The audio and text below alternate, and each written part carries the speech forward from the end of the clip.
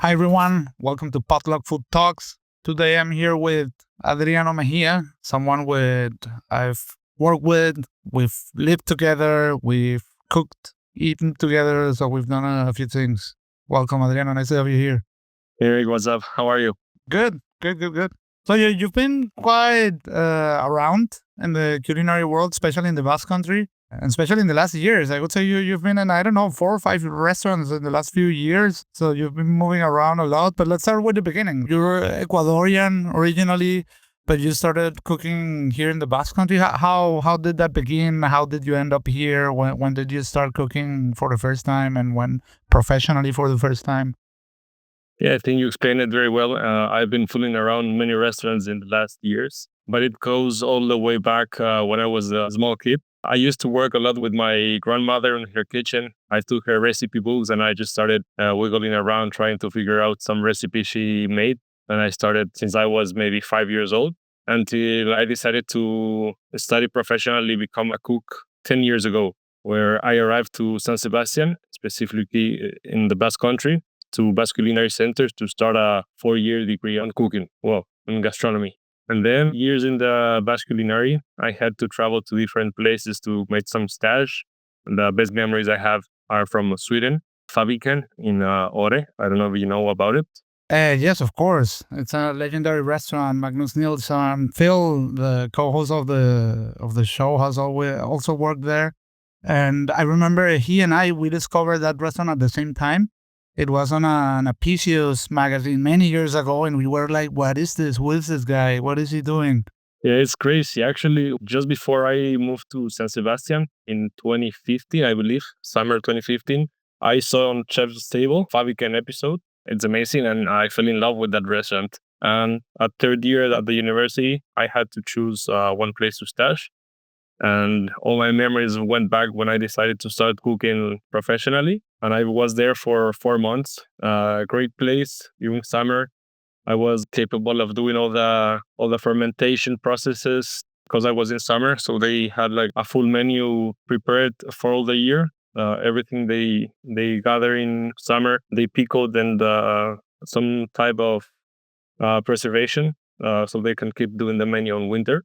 And of course, all the produce we used there was top of the notch. Great people. I made some great friends there who I still in touch with them nowadays. One of them works at the EMP, for example, Matia Ranca. And well, it was a great passing my. So I want to know a few things about this place. I know that there is a lot of foraging. You if you work there, I know that there are like this specific shoes that they also use them in the restaurants of Christian Puglisi. That are these shoes that are both for garden and kitchen. And I know also that there is something very specific about the service that all services are the same. It's like a choreography, like a theater. Okay, what can you share about that? Yeah, so first, talking about foraging, I remember I was the person in charge of doing all the foraging. I was the apprentice of the vegetable section. So we have several different projects that we had to do during the week and during the day. And of course, during the year, because, for example, in summer, I had to collect moss. We dehydrate some so it can be used for the winter, and the fresh one we used during summer. So I remember they gave me the keys to a caddy, a Volkswagen caddy, and I just was going all the roads around town trying to find some flowers, pine for some desserts. Also, I don't know if you know silage. No, no idea. Silage is this like the fermented heno, Way. fermented hay. Yeah. Okay. So it's like you go around these the streets and there are like these big black bags of silage and one with a red cross. So I had to go there, pick some silage that the head chef usually go before, smell it when it was perfect. I pick it and then we made ice cream from it. I've tried that fermented hay ice cream. That stuff is amazing for me. It's great. It has like these nutty flavors. Super nice. It's very complex because it's I don't know, maybe a whole season it's there just sitting in the sun and the rainy nights, and it just get this very complex aroma. And I don't know, before I was in Falik and I would never think about eating silage in my life. There are these Australian brand called Blundstone, and I remember when Falikin accept my stash with them, I received like an email with all the rules, going there and they explain everything. And in uniform, it just said black pants and Blundstone boots. It was the only requirement. Then they give you the So you have to whole buy them uniform. yourself. Okay. Yeah. They don't give you. I mean, they're quite expensive for a student, but it was worth them. I still have them nowadays. I still use them. The same ones you bought for that occasion. Yeah. Then I bought several other models, but the same ones I started there, I think 8 years ago, I still have them and use them. The choreography service, what about that? It's a great impact because first I was into the production kitchen, which is like this huge barn. We have to know that Fäviken, it was run by Magnus Nilsson. Actually, it closed a year after I was there.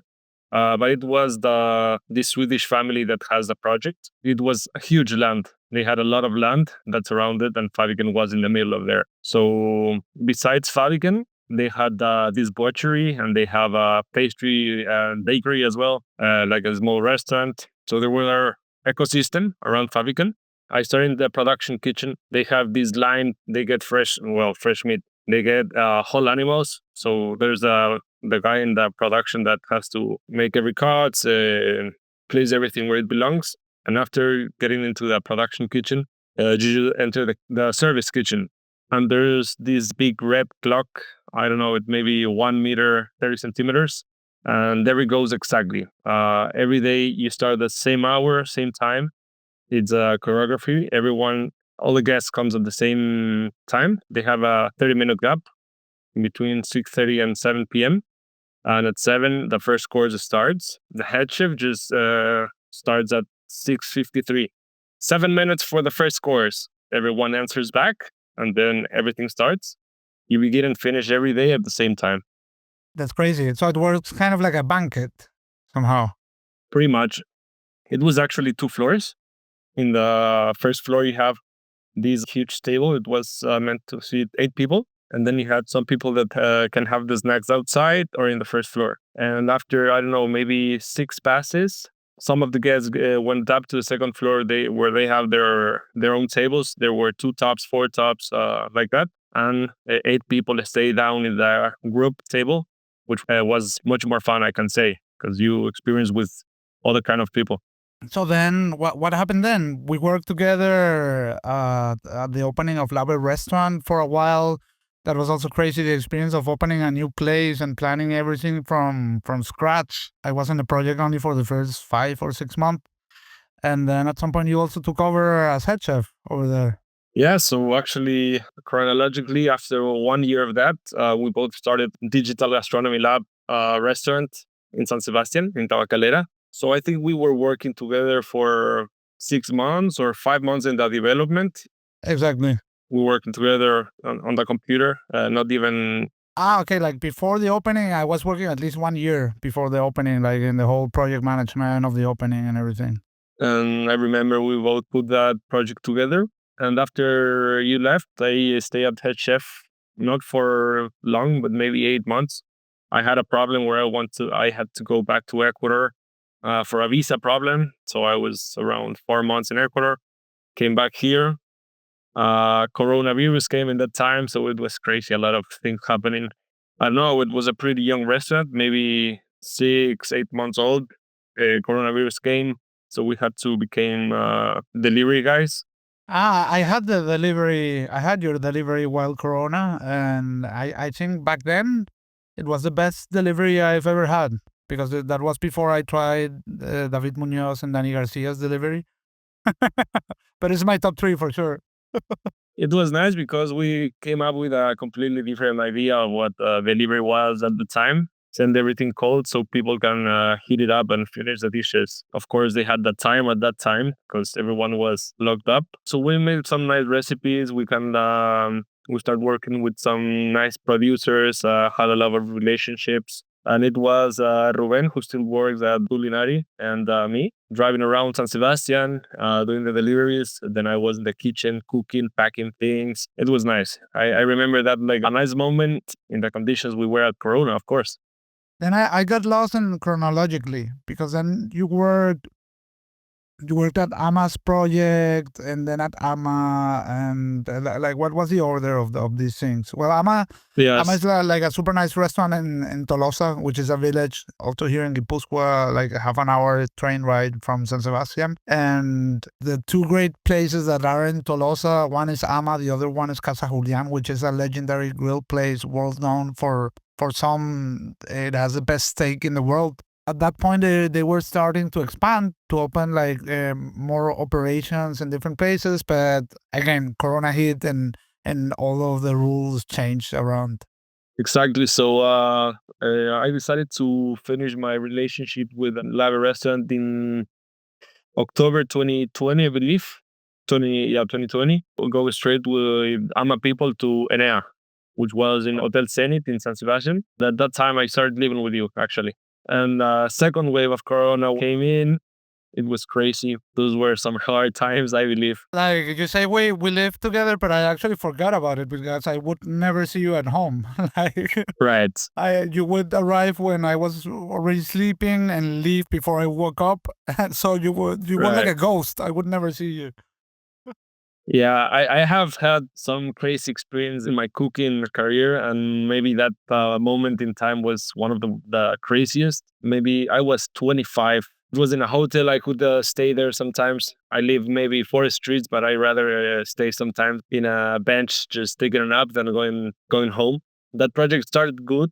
Started going pretty well. People like it a lot, and I had to go to Tolosa because there was a guy who worked with them there that was leaving, and they asked me to go with them there. And I was in the previous Ama because right now it's a bigger restaurant in another place in same town.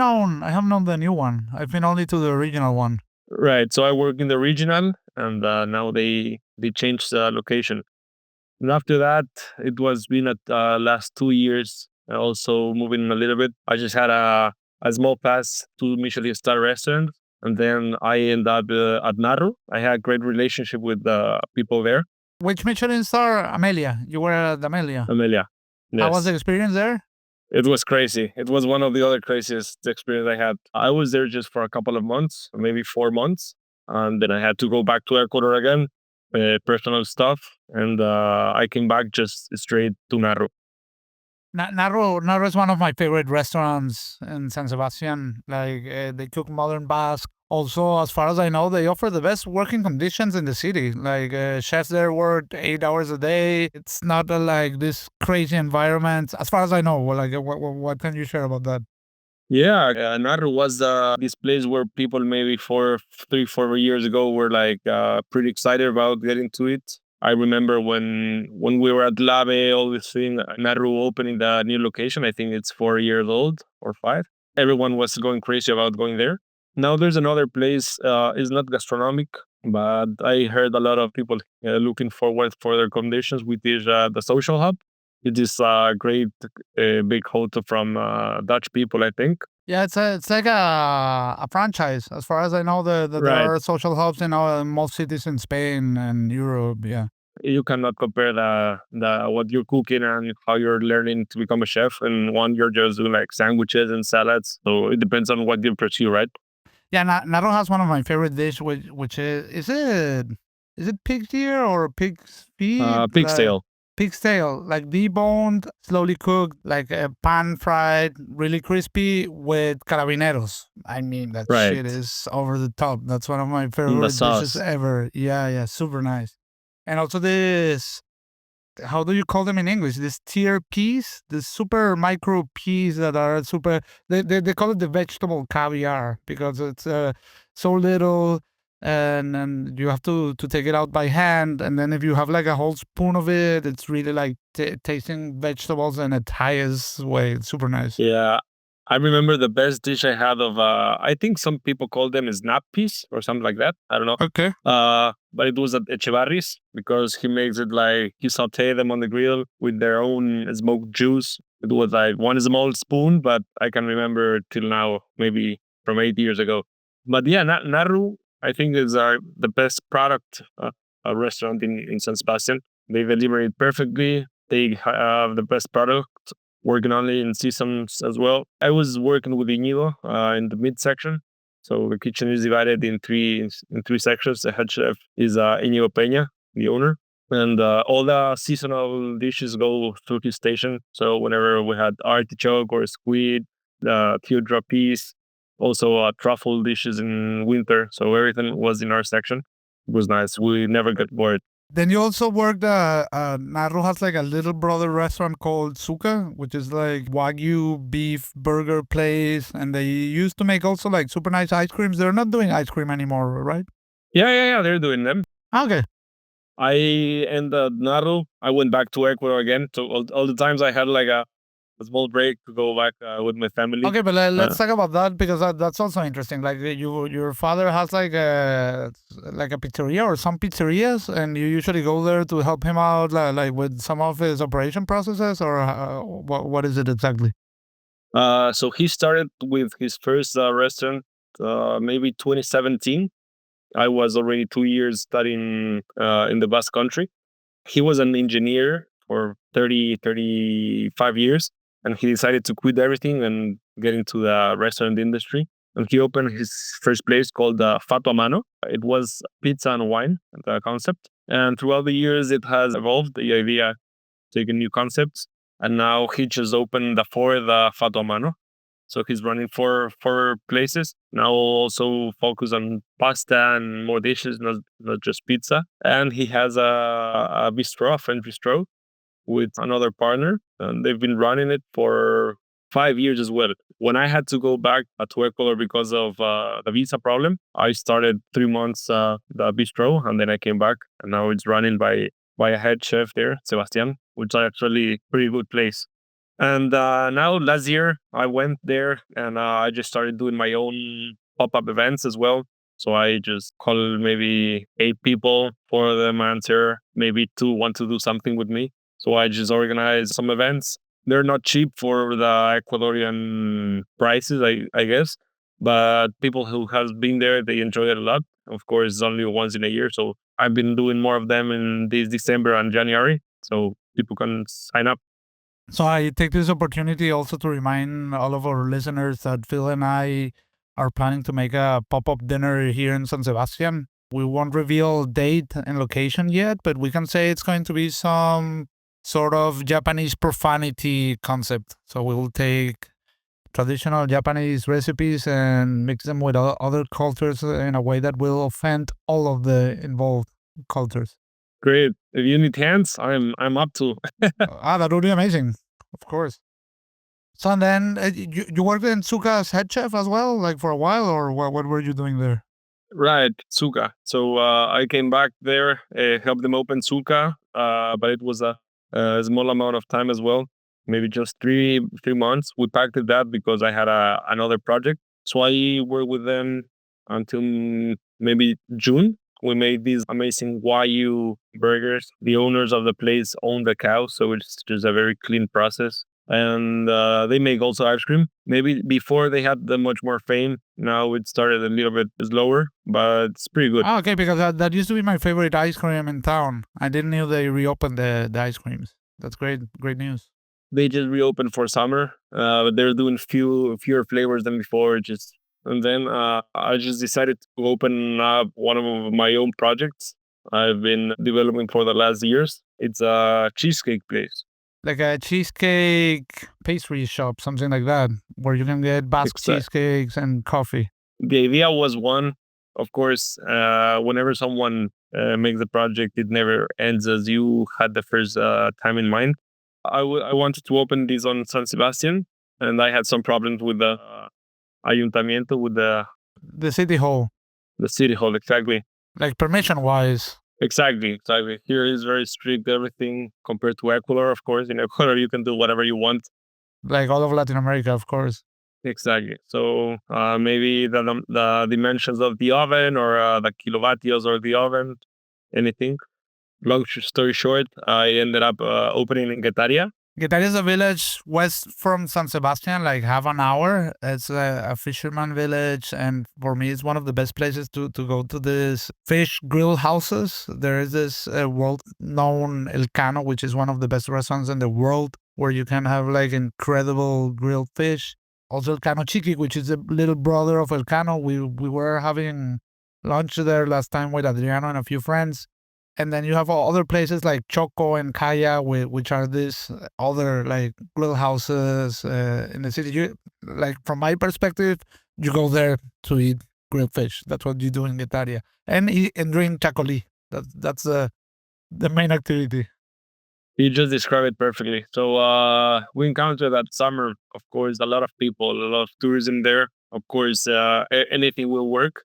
People really like our product, but you described it perfectly before. People go to Italia thinking about grilled fish, some chacoli and some pinches with chacoli before having lunch or dinner. So you saw an opportunity in opening like a dessert place to have like a nice dessert in that context. Exactly. People really like it. With good coffee from Old Town Roasters in San Sebastian. I have to say before you go on that Adriano's cheesecake is for sure among the best cheesecakes I've ever had. I would say the cheesecake at Ama is one of my favorites, the one that Adriano makes, and the one from our friend Jose Peláez, who has now like a startup that only operates in Colombia, in Medellin and Bogota, that it's called La Vasca. And I would say that's my top one. That cheesecake is fucking really good. It's incredible.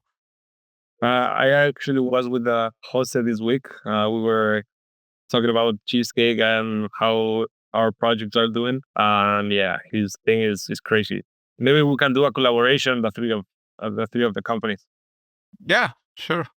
And yeah, so I opened there, been working, and I decided to shut it down last Sunday. So ending September. I just want to really refocus the original focus of the project. I have some ideas in mind, some offers on the table. So we'll be reopening a new place, new concept very soon. I don't want to say any dates as well, but Queso will be doing some pretty cool stuff in the near future. Queso is the name of the cheesecake shop. That's it for this week's episode of Potluck Food Talks. If you like what we're doing, make sure to subscribe to the podcast so you never miss an episode. You can also find us on Instagram and TikTok as Potluck Food Talks. The show airs every Monday.